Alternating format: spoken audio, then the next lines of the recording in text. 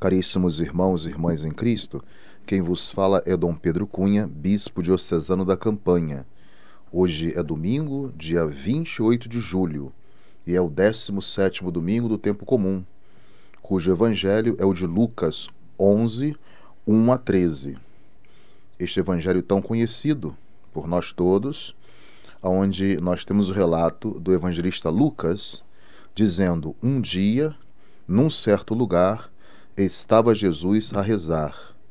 Terminando a oração, disse-lhe um de seus discípulos: Senhor, ensina-nos a rezar, como também João ensinou a seus discípulos.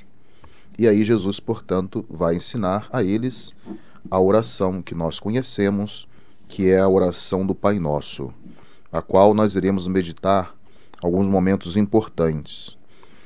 É interessante observar que depois de nos ter revelado o seu mistério de Filho do Pai e Irmão Nosso, com a oração do Pai Nosso, então, Jesus introduz-nos na paternidade de Deus.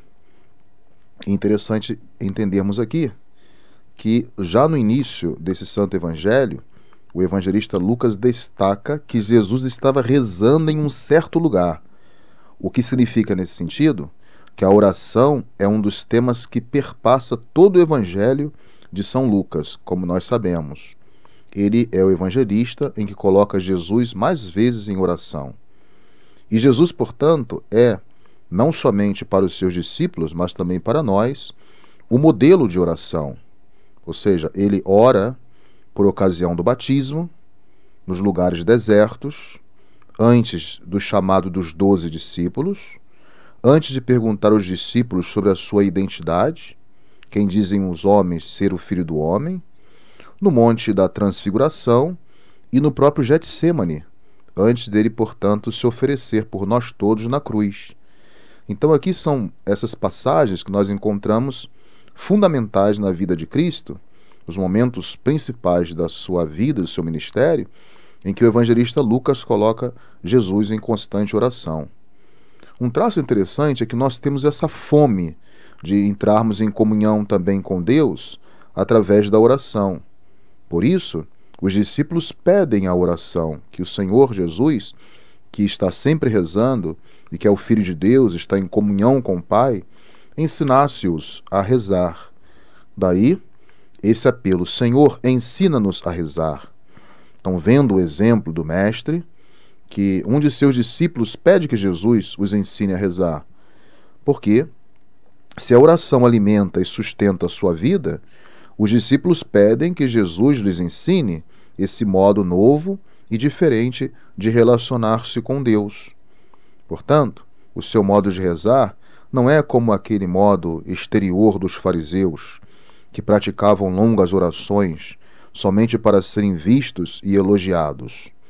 É interessante ainda destacar que o próprio Papa Francisco, quando fala da importância da oração ou da espiritualidade que guia a missão, ele destaca que toda missão desvinculada dessa espiritualidade é um puro ativismo. Por isso Jesus está em Lucas em constante oração para os momentos culminantes da sua missão, para expressar, portanto, a comunhão com o Pai e realizar nesses momentos mesmo a vontade do Pai. Por isso, a oração nos fortalece na compreensão da vontade do Pai e aí também na execução do projeto do Pai para cada um de nós. Por isso, Jesus está constantemente para também nos sinalizar que o seu ministério não é desprovido dessa assistência e dessa comunhão com o Pai. E é interessante observar também que ele destaca o termo Pai. Essa invocação é uma invocação direta do Filho ao Pai. Quando Jesus chama Deus de Pai, ele se sente filho e demonstra também a familiaridade e a confiança nesse mesmo Pai. Por isso, o seu Pai torna-se também o nosso Pai. Portanto, aqui é assim que Jesus se dirige ao Pai no Horto das Oliveiras também. E que Marcos, portanto, evangelista, dá até um traço numa expressão aramaica sobre Abá. O Abá significa o paizinho querido, o papaizinho, como nós chamamos assim, indicando, portanto, essa intimidade e essa familiaridade de Jesus com o Pai. E é o próprio Espírito Santo que nos ensina a nos dirigir a Ele, chamando também de Abá, de Pai, né? Como nos diz São Paulo na carta aos Romanos 8,15. Então aqui o próprio São Cipriano, que é um dos grandes padres da Igreja Latina, ele destaca, muitas vezes nós não sabemos o que dizer na oração, nós não sabemos o que pedir na oração. Então a oração perfeita, como ele destaca, é aquela pela qual nós vamos ao Pai com as palavras de seu Filho Jesus Cristo. Por isto, esta oração do Pai Nosso é uma oração perfeita, é uma oração referencial para cada um de nós. Depois nós temos também a santificação do nome. Deus é santo, por isso quando nós chamamos Deus de Pai e nos colocamos em atitude de oração, nós queremos nos espelhar na santidade de Deus. Tão somente Ele é santo. E, portanto, seu nome revela quem Ele realmente é. Portanto, significa que Deus deve ser tratado com respeito, né, e diferentemente de outra forma de tratamento. E poderíamos ainda continuar aqui destacando cada fragmento desta oração do Pai Nosso, que muito nos ensina. E a cada vez que nós voltamos a esta oração, nós descobrimos uma dimensão nova. Mas no final da oração, é muito importante destacar que Jesus vincula e faz um pedido, né? Se um de vós tiver um amigo e for procurá-lo à meia-noite, aí está, portanto, uma imagem de uma parábola que ressalta a necessidade também da insistência e da repetição. Não cansarmos jamais de rezarmos. A oração não pode ser um ato estanque na nossa vida. Para nós cristãos, a oração deve ser um ato contínuo, que jamais cessa. Embora sendo amigo, o momento não é, portanto, adequado, e é muitas vezes até fora de hora, como no caso ele chega à meia-noite, né, para pedir alguma coisa para oferecer a uma visita que chega à sua casa. Mas mesmo assim, pela insistência, o dono da casa estando recolhido, ele atende esse seu amigo.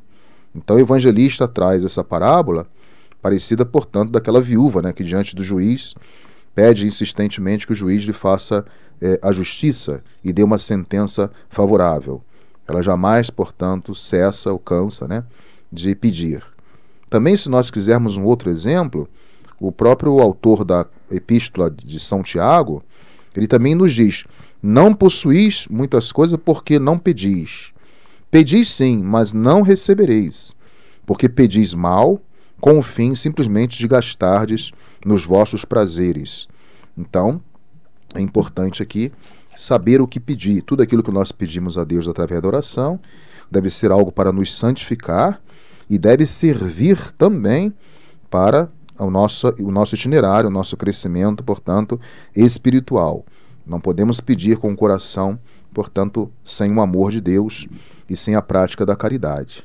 Então, eu queria concluir, meus irmãos e irmãs, falando a vocês que recitar a oração do Pai Nosso assegura-nos também, como nos assegura o Evangelho de hoje, deve fazer com que entendamos o compromisso firmado com Deus. Então, sabemos que não é fácil perdoar o nosso irmão, por isso Jesus vincula a oração e o fato de nós sermos atendidos pelo Pai, se nós também dermos o perdão e não só pedirmos o perdão de Deus, né? Assim como o Pai, portanto, nos perdoa, nós temos que também perdoar os nossos irmãos para que esta oração seja uma oração autêntica e não seja aquela oração dos fariseus. Compreender que o Pai é nosso, não apenas meu, isso é outro passo importante. Nós chamamos Pai Nosso, não é simplesmente o meu Pai, né? Significa também outro aspecto que exige de nós essa oração concreta, distribuir o pão aos demais, respeitar a vontade de Deus também na nossa vida, lutar contra todas as tentações. E somente assim, na ousadia de uma oração contínua, compreenderemos não se tratar o Pai Nosso de uma simples oração, mas do diálogo de um filho com seu pai. É necessário, portanto, que nós possamos ousar, pedindo, portanto, a realização da vontade de Deus e de seu plano de amor em nossas vidas. Só assim nós seremos capazes de viver e não apenas de rezar a oração que Jesus nos ensinou, como uma repetição das palavras ditas por Jesus.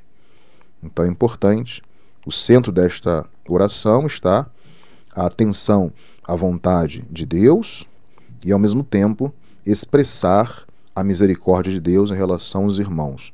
Esta oração nos santifica, enquanto nos faz cristãos e ministros da misericórdia.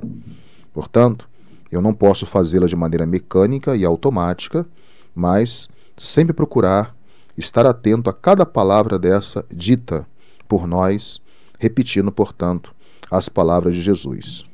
Então, que possamos pedir ao bom Deus, a partir da liturgia desse domingo, que de fato esta oração esteja com uma centralidade em nossas vidas e que, fortalecidos por ela, possamos propagar na nossa missão este amor misericordioso de Deus. Louvado seja nosso Senhor Jesus Cristo, para sempre seja louvado. O Senhor esteja convosco, Ele está no meio de nós. Seja bendito o nome do Senhor, agora e para sempre. A nossa proteção está no nome do Senhor, que fez o céu e a terra. Por intercessão da Virgem do Carmo e de todos os santos e santas de Deus, abençoe-vos o Deus Todo-Poderoso, Pai e Filho e Espírito Santo. Amém. Tenham todos um abençoado domingo.